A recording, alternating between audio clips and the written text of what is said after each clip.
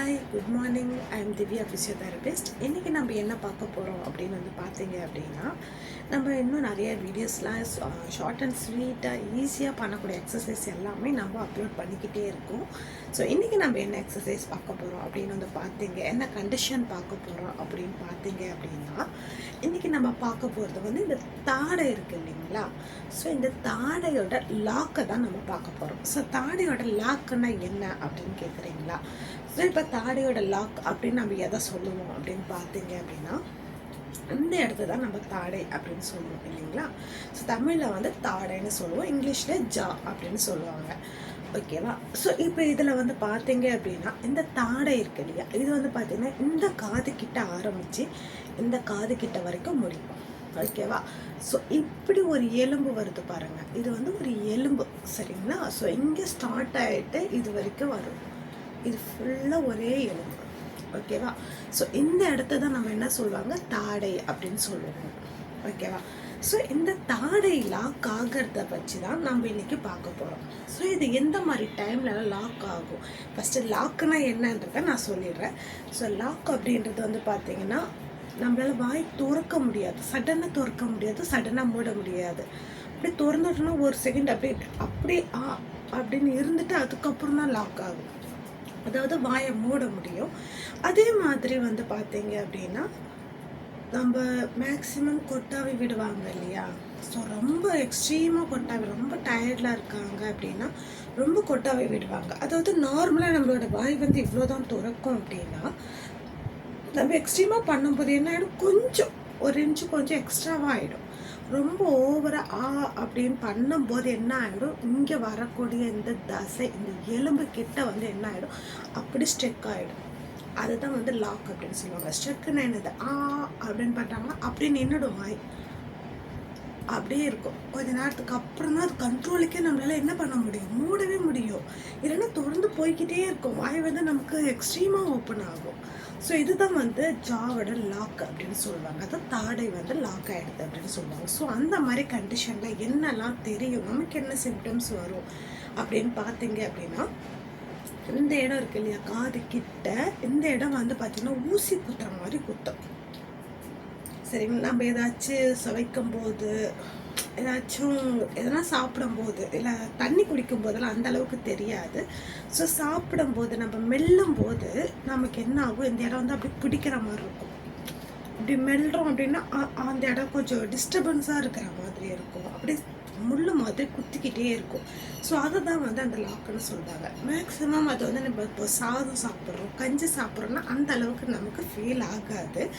But இப்போ ஒரு கறி சாப்பிட்றோம், இல்லை மீன் சாப்பிட்றோம், கொஞ்சம் நம்ம அசை போடுற மாதிரியான பொருள், கொஞ்சம் ஹார்டிஷாக இருக்கக்கூடிய பொருளெல்லாம் நம்ம சாப்பிட ஆரம்பிக்கிறோம் அப்படின்னா, அந்த மாதிரி டைமில் என்ன ஆகிடும், இந்த ஜா லாக் ஆக ஆரம்பிச்சோம். ஸோ லாக் ஆகும்போது நம்மளால அது மாதிரிலாம் சாப்பிடவே முடியாது, திறந்து தான் வாயில் சாதம் வைக்க முடியும் இல்லைங்களா? ஸோ அப்படி சாதம் வைக்கிறதுக்கு நம்ம திறக்கவே முடியாது.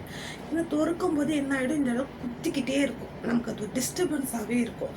ஓகே, அப்படியும் பரவாயில்ல, நம்ம சாதம் வாயில் வச்சாலான்னு வச்சுட்டோம் அப்படின்னா, கொஞ்ச நேரத்தில் என்ன பண்ணாலும் நம்ம சவைக்கும் போது என்ன ஆகும் அப்படின்னு சாப்பிட்றோம். ஸோ அந்த மாதிரி சாப்பிடும்போது இந்த இடம் நமக்கு குத்திக்கிட்டே இருக்கும், ஒரு சரியான சாப்பாடு எடுத்துக்க முடியாது. தண்ணி ஜூஸ் மாதிரி குடிச்சிக்கலாம், அது நமக்கு எந்த பிரச்சனையுமே கொடுக்காது.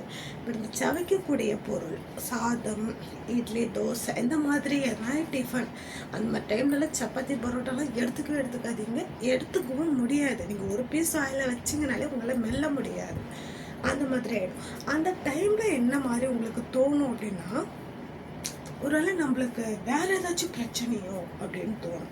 வேறு ஏதாச்சும் பிரச்சனைனா எப்படி, இந்த பல்லு வலியா அப்படின்ற மாதிரி நம்மளுக்கே ஒரு கன்ஃபியூஷன் வந்துடும். ஏன்னா இது பல்லு வலிக்குதா, இல்லை அந்த கடவா பல்லு சொல்லுவாங்க இல்லையா, அந்த லாஸ்ட்டு பல்லு, ஸோ அந்த பல்லு வளருதா, அது வளர்றதுனால நமக்கு அந்த மாதிரி ஒரு டிஸ்டர்பன்ஸ் இருக்கா அப்படின்னு ஒரு கன்ஃபியூஷன் நம்மளுக்கே இருக்கும். அது ஜாதான் லாக் ஆகிருக்குன்னே நம்மளுக்கே தெரியாது, அது தாடை தான் நமக்கு லாக் ஆகிருக்குன்னே தெரியாது. பட் நம்ம என்ன பண்ண ஆரம்பிச்சிடுவோம் அப்படின்னா, நம்ம பல்லு வலிக்குது உள்ள, அந்த எதிர் சொல்லுவாங்க இல்லையா, அந்த சதை நம்மளுக்கு வலிக்குது உள்ள, அதனால தான் நமக்கு இங்கே வலிக்குதோ அப்படின்னு தோணும். இன்னொன்று வேறு ஒருவேளை காதில் ஏதாச்சும் பிரச்சனையோ, ஸோ அதனால நம்மளுக்கு இந்த இடம் குத்துதோ, அது ஏன்னா வந்துட்டு இதை பண்ணீங்க அதனால உங்களுக்கு இப்படி ஒரு பிரச்சனை வந்துச்சுன்றது உங்களுக்கே தெரியாது. சம்டைம்ஸ் நீங்கள் டாக்டர் கன்சல்ட் பண்ண போகிறீங்க அப்படின்னா அவங்க டயக்னோஸ் பண்ணி தான் இது இந்த மாதிரி பிரச்சனை அப்படின்னு சொல்லுவாங்க. ஸோ உங்களுக்கு வந்து அது கரெக்டாக வந்து டயக்னோஸ் பண்ணிக்கவே தெரியாது. எதனால் அப்படி வலிக்குதுன்னே உங்களுக்கு தெரியும். இது சொல்லுவாங்க இல்லையா, எனக்கு இதான் பிரச்சனை அப்படின்னு சொல்ல முடியாது. ஆனால் வந்து ஏதோ பண்ணுது ஒரு மாதிரி இருக்குது அப்படின்னு சொல்லுவாங்க.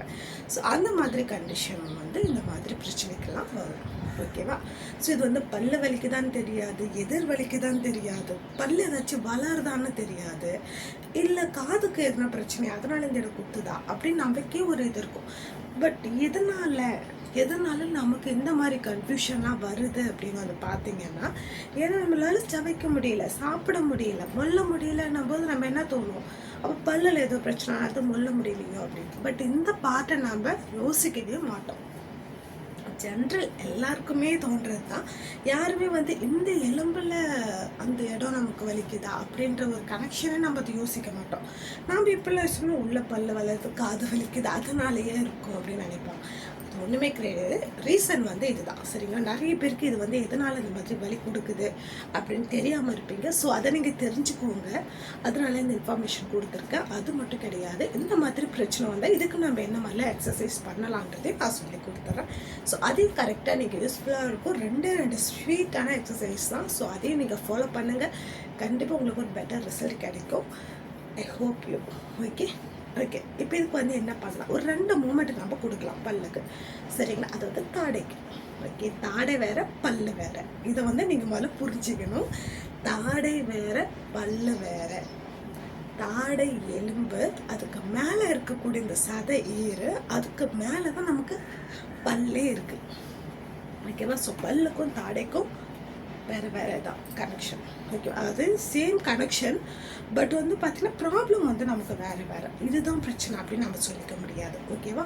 ஸோ இதுக்கு எந்த மாதிரி எக்ஸசைஸ்லாம் பண்ணலாம் அப்படின்னு வந்து பார்த்தீங்க அப்படின்னா, ஜஸ்ட் தலையை கொஞ்சம் மேலே பார்த்துக்குவாங்க. அண்ணாந்து பார்ப்பாங்கன்னு சொல்லுவாங்க இல்லையா? ஸோ அந்த மாதிரி அண்ணாந்து பார்த்துட்டு ஜஸ்ட் வாயை நல்லா திறந்து மூடுங்க. ஏன்னா நம்ம வாயை ரொம்ப திறந்ததுனால தான் நமக்கு இந்த பிரச்சனை. நார்மலாக ஒன்றுமே இல்லைங்க, சாதாரணமாக சொல்லுவாங்க பாரு, எங்கே ப்ராப்ளம் இருக்கோ அங்கே தான் சொல்யூஷனும் இருக்கும். இது வந்து நார்மல் ரீசன். நான் வரக்கூடிய எல்லா பேஷண்ட்கிட்டையுமே சொல்கிற ஒரு ரீசன் இதுதான். எனி டைம் ஏதாச்சும் பேசும்போது நம்மளுக்கு ஒரு இன்ஃபர்மேஷன் தோணும். ஸோ அதை வந்து நம்ம ஷேர் பண்ணிக்குவோம் இல்லைங்களா? அதே மாதிரி தான் நான் உங்ககிட்ட இதை ஷேர் பண்ணுறேன். ஒன்றுமே இல்லை, நம்ம ஒரு இது பண்ணுறோம் அப்படின்னா ஒரு ப்ராப்ளம் இருக்குன்னா ஸோ அங்கே தான் சொல்யூஷன் இருக்கும். ஸோ இப்போ நம்ம வாய் திறந்ததுனால நமக்கு வலிக்குது அப்படின்னும் போது ஸோ அதை தான் நம்ம மெயினாக பண்ண போகிறோம். ஓகேங்களா? ஜஸ்ட்டு தலையை நல்லா மேலே பார்த்துட்டு இந்த மாதிரி வாய்னால திறந்து மூடணும். இந்த மாதிரி ஒரு 10 டைம்ஸ் பண்ணுங்க. எப்பெல்லாம் இது பண்ணலாம் அப்படின்றத நான் லாஸ்ட் வீடியோ எண்டில் சொல்கிறேன். ஓகேவா? ஸோ இந்த மாதிரி நீங்கள் இந்த மாதிரி வாய் திறந்து மூடும்போது இங்கே ஒரு மாதிரி கிளிக்னு ஒரு மாதிரி சவுண்டு கேட்கும். ஸோ அதனால் பயப்படாதீங்க, ஐயோ உள்ளே ஏதோ ஆகுதோ அதனால முடிச்சோம் அப்போல்லாம் எதுவுமே கிடையாது. அது லாக் ஆகிருக்கு இல்லையா? ஸோ அந்த மசில் வந்து பார்த்தீங்க அப்படின்னா அது லாக் ஆனதுனால நம்மளுக்கு வந்து அந்த இடம் மூவ்மெண்ட் கொடுக்கும்போது அந்த மாதிரி கிளிக்னு சவுண்டு கேட்கும். ஸோ அதனால ஒன்றும் ஒரி பண்ணிக்க தேவையில்ல. ஓகேவா? ஸோ இந்த மாதிரி ஒரு 10 times. Then second one, side way. மாடு பார்த்துருக்கீங்களா? இப்போ மாடு என்ன பண்ணோம், இப்போ நாமளே சாப்பிட்றோம் அப்படின்னா இப்படி தான் சாப்பிடுவோம். பட் ரொம்ப ஆசை போடுற மாதிரி தெரியாது. பட் மாட்டுக்கு பார்த்தீங்க அப்படின்னா மாடோட வாய் பகுதியை பார்த்தீங்க அப்படின்னா இப்படி ஆசை போடும். பார்த்துருக்கீங்களா? சைடு வேல இல்லை. இனி நீங்கள் மாடை பார்க்குறீங்கனாலும் வாட்ச் பண்ணி பாருங்கள். அது ஆசை போடும்போது எப்படி போடும் அப்படின்னா இப்படி ஒரு மாதிரி ரொட்டேஷன் மூமெண்ட்ஸில் போடும். சரிங்களா? ஸோ அதுதான் செகண்டாக நம்ம பண்ண போகிறோம். அதாவது சைட் வே. தெரியுதுங்களா எப்படி பண்ணுறேன்னு?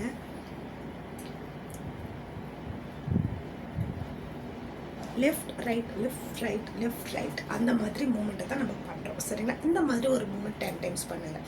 ஃபஸ்ட்டு நான் சொல்லி கொடுத்தது வாய் திறந்து மூடணும், அது ஒரு 10 டைம்ஸ். தென் சைட் வே, இது ஒரு 10 டைம்ஸ் பண்ணுங்கள். இந்த மாதிரி நீங்கள் பண்ணும்போது உங்களோட பெயின் கம்ப்ளீட்டாகவே சரியாயிடும். பட் பண்ண உடனே கேட்காது. ஒரு 2-3 டைம்ஸ் நீங்கள் பண்ண உங்களுக்கு நல்ல ரெக்கவர் கிடைக்கும். இது வந்து பார்த்தீங்கன்னா மார்னிங் பண்ணுங்கள், ஈவினிங் பண்ணுங்கள்.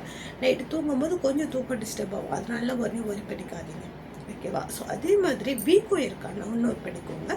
ஸோ வீக்கோ இருக்குன்னா நீங்கள் டாக்டர் கன்சல்ட் பண்ணி டேப்லெட்லாம் எடுத்து சரி பண்ணிவிட்டு அதுக்கப்புறம் இதை பண்ணுங்கள். இன்னொன்று, மேக்ஸிமம் இந்த ஜா லாக்குக்கெலாம் வீக்கம் வராது. பல்லில் எனி கம்ப்ளைண்ட் இருந்தால் தான் இந்த மாதிரி வரும். ஓகேவா? ஸோ அதனால் ஒன்றும் பயப்பட தேவையில்ல. இதை நல்லா ஃபாலோ பண்ணுங்கள். தேங்க்யூ.